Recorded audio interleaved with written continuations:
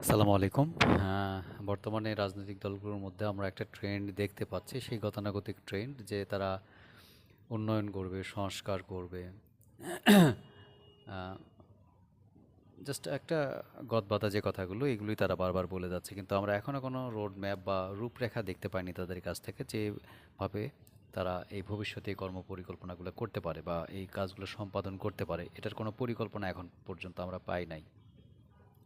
অনেকেই বলছে যে ফ্যাসিবাদ বারবার ফিরে আসবে না, 2 টার্মসের বেশি কেউ ক্ষমতায় থাকতে পারবে না, এটা তারা নিজেরাই বলছে। আবার একদল বলছে যে আমরা দেশের মালিক না খাদিম হিসেবে থাকতে চাই। ভালো কথা, বাট আমরা যে জনগণ হিসাবে যে জিনিসটা চাই সেটা হচ্ছে যে একটা রূপরেখা দেখতে চাই, যে রূপরেখার মাধ্যমে পরিষ্কারভাবে ফুটে উঠবে যে হ্যাঁ, এই রূপরেখা বা এই লাইনে চললে দেশে আর কোনো ফ্যাসিবাদের তৈরি হবে না, দেশে আর কোনো আহ, এরকম একটা ব্যবস্থার তৈরি হবে না, যেটাকে অলরেডি আমরা